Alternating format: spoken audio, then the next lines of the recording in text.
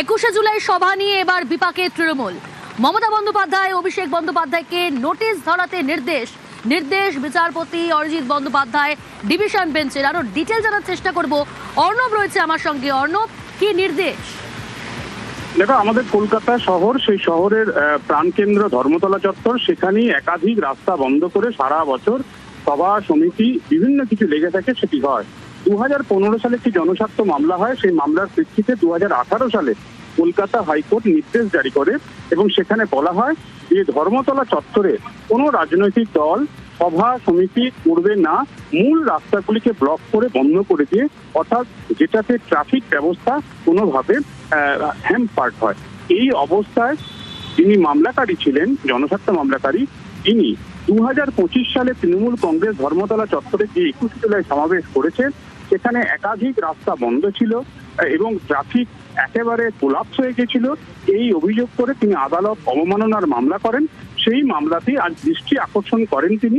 বিচারপতি Arijit Bandyopadhyay division bench মামলাকারীকে, Trinamool Congress যেহেতু 21শে জুলাই এই সভা করেছিল, তৃণমূল কংগ্রেসের চেয়ারপারসন হিসেবে মমতা বন্দ্যোপাধ্যায় এবং তৃণমূল কংগ্রেসের সাধারণ সম্পাদক হিসেবে অভিষেক বন্দ্যোপাধ্যায়কে নোটিশ ধরাতে নির্দেশ জারি করলো। এবং আরেকটা 21শে জুলাই সামনেই আসছে, তাই তার আগে 3রা জুলাই এই মামলা শুনানির জন্য নির্দিষ্ট করেছে কলকাতা হাইকোর্ট। কাজী মমতা বন্দ্যোপাধ্যায় এবং জানতে চাইবো 2018 সালে ঠিক কি নির্দেশ ছিল আদালতে? দেখো, 2018 সালে যে জনস্বার্থ মামলা হয়েছিল, সেখানে তৃণমূল কংগ্রেস শুধু নয়, আরো অন্যান্য রাজনৈতিক দল, সব মিলে প্রায় 38টা রাজনৈতিক দল, সবাইকে মামলায় অন্তর্ভুক্ত করে জনস্বার্থ মামলায় হাইকোর্টের নির্দেশ ছিল যে সভা সমিতি করার সময় মেন আর্টারি রোড, যেটা অর্থাৎ ধর্মতলার প্রাণ কেন্দ্রের মূল যে রাস্তাগুলি, সেই রাস্তাগুলিকে সম্পূর্ণভাবে ব্লক করে কোনো সভা সমিতি করা যাবে না। সেই নির্দেশের খেলাপ হয়েছে 2025 সালে 21শে জুলাই সভা করতে গিয়ে তৃণমূল কংগ্রেস সেই নিয়ম ভেঙেছে বা নির্দেশ ভেঙেছে। এই অভিযোগেই আদালত অবমাননার মামলা হয় এবং সেখানেই নোটিশ ধরাতে নির্দেশ। বেশ, সঙ্গে থাকো অর্ণব। আপনাদের আরো একবার জানিয়ে রাখবো, 21শে জুলাই নিয়ে বিপাকে বা তৃণমূল। মমতা বন্দ্যোপাধ্যায় দলের চেয়ারপারসন এবং সাধারণ সম্পাদক দলের অভিষেক বন্দ্যোপাধ্যায়কে নোটিশ দেওয়ার নির্দেশ বিচারপতি অরিজিৎ বন্দ্যোপাধ্যায়ের ডিভিশন বেঞ্চে। হাইকোর্টের নির্দেশ অবমাননার অভিযোগ গুরুত্বপূর্ণ রাস্তা বন্ধ করে সভা করা যাবে না। 2018 সালেই নির্দেশ দেয় কলকাতা হাইকোর্ট। তৃণমূল কংগ্রেস সহ মোট 38টি রাজনৈতিক দলকেই নির্দেশ দেওয়া হয়। আদালতের নির্দেশ না মেনে 2025-এ তৃণমূল সভা করে। আদালত অবমাননার অভিযোগেই জনস্বার্থ মামলা। এবার নোটিশ দেওয়ার নির্দেশ বিচারপতি অরিজিৎ বন্দ্যোপাধ্যায়ের ডিভিশন বেঞ্চের। 2025 সালেই কিন্তু আদালতের নির্দেশ না মানার অভিযোগ তৃণমূলের বিরুদ্ধে, অর্থাৎ আদালত অবমাননার অভিযোগ, আর সেই অভিযোগেই জনস্বার্থ মামলা। এই মামলার শুনানি কবে, কি জানা যাচ্ছে? অর্ণব রয়েছে আমার সঙ্গে। অর্ণব, দেখো, সামনেই জুলাই মাস এবং 21শে জুলাই আরো একটা তৃণমূল কংগ্রেসের শহীদ দিবস, তাদের কর্মসূচি থাকে। তার আগে 3রা জুলাই এই মামলা শুনানির জন্য আসবে, এমনটাই আজ যৌথ বেঞ্চ জানিয়েছে। এবং এক্ষেত্রে যেহেতু তৃণমূল কংগ্রেসের বিরুদ্ধে অভিযোগ এবং তৃণমূল কংগ্রেসের চেয়ারপারসন হিসেবে মমতা বন্দ্যোপাধ্যায়কে এই মামলায় অভিযুক্ত করা হয়েছে এবং একই সঙ্গে অভিষেক বন্দ্যোপাধ্যায় দলের যিনি সাধারণ সম্পাদক, যদিও এখন কালীঘাট তৃণমূল কংগ্রেসের তিনি সাধারণ সম্পাদক, দুজনকেই মামলায় অন্যতম অভিযুক্ত করা হয়েছে। তাই তাদেরকে নোটিশ ধরিয়ে এই মামলা শুনানি করতে চাইছে কলকাতা হাইকোর্ট। 3রা জুলাই এই মামলা শুনানি হবে, অর্থাৎ আর একটা 21শে জুলাই কলকাতা হাইকোর্টের নির্দেশ যাতে নতুন করে ভুলুণ্ঠিত না হয়, তার আগেই কলকাতা হাইকোর্ট এই মামলা শুনানি করতে চাইছে। অর্ণব, তুমি যেমনটা বলছিলে যে 2018 সালে মোট 38টি রাজনৈতিক দল তৃণমূল সহ একমাত্র তৃণমূল কংগ্রেস, যারা কিনা 2025 সালে আদালত অবমাননা, যাদের বিরুদ্ধে অভিযোগ, এই দলের বিরুদ্ধে অভিযোগ। দেখো, রাজনৈতিক দল হিসেবে Trinamool Congress, CPIM, RSP, forward block, BJP, Congress, এছাড়াও একাধিক ছোট ছোট রাজনৈতিক দল, যেগুলি আমরা পঞ্চায়েত ও পুরসভার ভোটেও দেখতে পারি, বিভিন্ন ব্যালট পেপার ভরে যায়, সেই সমস্ত রাজনৈতিক দলকেই এই মামলায় রেসপন্ডেন্ট বা অন্তর্ভুক্ত করা হয়। তাদেরকে বিবাদী করে এই জনস্বার্থ মামলা করেন শ্রীকান্ত দত্ত 2015 সালে। সেই সময় কলকাতা হাইকোর্টের প্রধান বিচারপতি ছিলেন মঞ্জুলা চেল্লুর। মামলাটা দীর্ঘদিন বিচারাধীন ছিল। এবার 2018 সালে নির্দেশ দেওয়া হয় এবং সেখানে বলা হয় যে ধর্মতলা চত্বরে এই ধরনের রাজনৈতিক বড় সভা সমিতি করার প্রশ্নে মূল যে রাস্তা, সেই রাস্তাটার যে আর্টারি যে রোডগুলো, সেগুলোকে পুরোপুরি স্তব্ধ করে দেওয়া যাবে না। কিন্তু 2025 সালে জনস্বার্থ মামলাকারীর নতুন করে যে অভিযোগটি আয়ত্তে এনেছেন আদালত অবমাননার, সেখানে তিনি অভিযোগ জানিয়েছেন যে 2025 সালে 21শে জুলাই যে তৃণমূল কংগ্রেসের 21শে জুলাই সভা হয় সেখানেই ওই নির্দেশের অবমাননা হয়েছে। তাই এই মামলা নতুন করে আবেদন, সেই আবেদনের প্রেক্ষিতে নোটিশ ধরানোর নির্দেশ কলকাতা হাইকোর্টের। একেবারেই অর্ণব, জানতে চাইবো এই মামলায় রাজনৈতিক ও আইনি প্রভাব কতটা হতে পারে, কি জানা যাচ্ছে? মানে এই যে মামলা, যেখানে আদালত অবমাননার অভিযোগ, যেখানে জনস্বার্থ মামলা দায়ের এবং নোটিশ দেওয়ার নির্দেশ বিচারপতি অরিজিৎ বন্দ্যোপাধ্যায় ডিভিশন বেঞ্চের, এই মামলায় রাজনৈতিক প্রভাব কতটা? দেখো, 2025 সালের তৃণমূল কংগ্রেসের সভা নিয়ে এই অভিযোগ করেছেন জনস্বার্থ মামলাকারী, এবং এক্ষেত্রে আরো একটি বিষয় আমাদের নজরে আনতে হবে। 2025 সালে কলকাতা হাইকোর্টের আরেক বিচারপতি তীর্থঙ্কর ঘোষ এক্ষেত্রে হাইকোর্টের আইনজীবীদের একটি সংগঠনের আবেদনের প্রেক্ষিতে একটি নজিরবিহীন নির্দেশ দেয়, এবং সেক্ষেত্রে একক বেঞ্চ 2025 সালে নির্দেশ দিয়ে জানিয়েছিল যে 21শে জুলাই সভা হতে পারে, কিন্তু অফিস টাইমে কোনো মানুষ যারা অফিস বা স্কুলে যাচ্ছেন তাদের কর্মস্থলে বা গন্তব্যস্থলে পৌঁছাতে যেতে পারে সেটাকে ইনশিওর করতে হবে।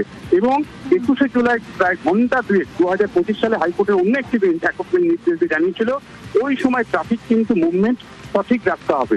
এবং বিচারপতি যিনি নির্দেশ দিয়েছিলেন তিনি সল্টলেকে তিনি আবাসিক, সল্টলেক থেকে তিনি যেভাবে কলকাতা হাইকোর্টে পৌঁছান এবং পুলিশ যে পদক্ষেপ করেছিলেন সেটার তিনি প্রশংসা করেছিলেন। অথচ সিঙ্গেল বেঞ্চ নির্দেশ মানার প্রশ্নে ঘন্টা খানেকের যে মানুষের গন্তব্যস্থলে পৌঁছানো নিয়ে ডিভিশন বেঞ্চের যে রায়, স্বাভাবিকভাবেই একক বেঞ্চের উপরে ডিভিশন বেঞ্চ, সেই রায় কিন্তু তৃণমূল কংগ্রেস মানেনি বলে এক্ষেত্রে জনস্বার্থ মামলাকারী অভিযোগ করছেন। এবং এক্ষেত্রে মমতা বন্দ্যোপাধ্যায় বা অভিষেক বন্দ্যোপাধ্যায় যে নিয়ম ভেঙেছেন, এক্ষেত্রে আরো 5টা সভার ক্ষেত্রেও যদি এই একই ধরনের হাইকোর্টের নির্দেশ বলবৎ থাকে তাহলে আগামী দিনে অন্তত ধর্মতলা চত্বরের যে তীব্র যানজটের মুখে পড়তে হয় মানুষকে নিত্য কাজের দিন, আসার দিন, ফেরার সময়, সেক্ষেত্রে হয়তো হাইকোর্ট থেকে আগামী দিনে একটা নতুন কোনো দিগন্ত খুলতে পারে এই জনস্বার্থ মামলা থেকে, এমনটা আশা করছেন আইনজীবীদের একটা বড় অংশ। একেবারেই অর্ণব, সঙ্গে থাকুন। নিউজরুম থেকে রয়েছে কমলিকা সেনগুপ্ত। কমলিকা, 21শে জুলাই এই সভা তৃণমূলের কাছে কতটা গুরুত্বপূর্ণ ছিল?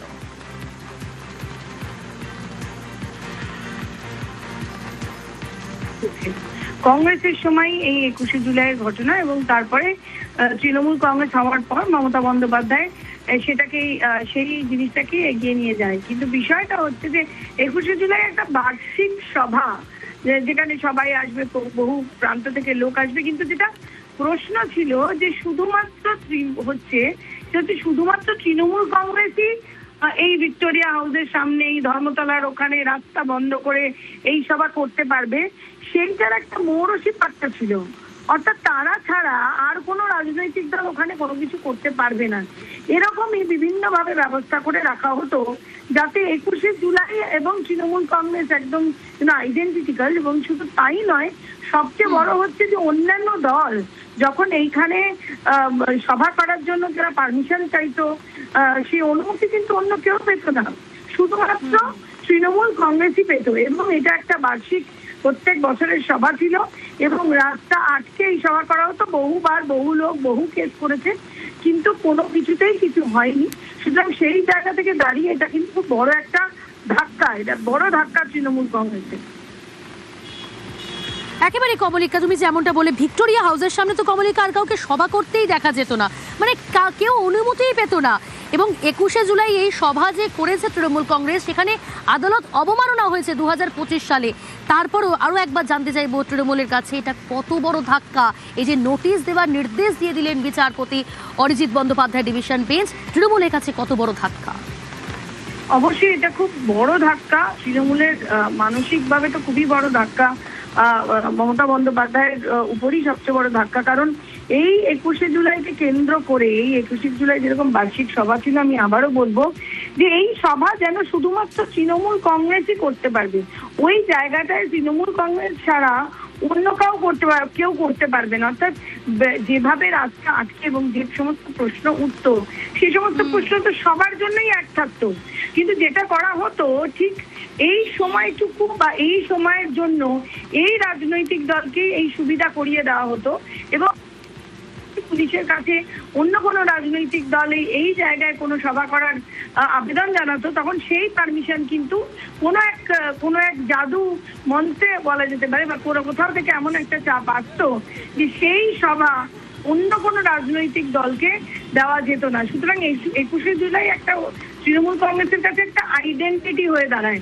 এবং সেখানে যদি আজকে এই 21শে জুলাইও তৃণমূল হয়ে যায়, যদি হয়ে যায় তাহলে এটা একটা খুব বড় ধাক্কা অবশ্যই, কারণ এটাই একটা বলা যেতে পারতো, বলা যায় এটাকে একটা সিগনেচার সভা, যেটা বার্ষিক সভা যেখান থেকে সমস্ত কিছু বলা হতো, কিন্তু তাকে কেন্দ্র করে এই জায়গাটাকে যেভাবে বন্ধ করে রাখা হতো, অবরুদ্ধ করে রাখা হতো, সেটাও কিন্তু বছরের পর বছর চলেছে এবং এই 2025-এ যে এই অর্ণব যেরকম বলছিল এই সমস্ত কিছুকে প্লাউড করে করা হয়েছে, তো সেটা সেই জায়গা থেকে দাঁড়িয়ে এটা একটা বড় ধাক্কা এবং এটা আবারও এই প্রশ্নটা তোলাই হবে এবং এই প্রশ্নটাই সামনে আসবে যে শুধুমাত্র একটি দল করতে পারতো, অন্য কোনো দল এখানে করতে পারতো না, আর সেখান থেকে দাঁড়িয়ে এটা বড় ধাক্কা যদি এই হাতছাড়া হতে হয় এই সভা।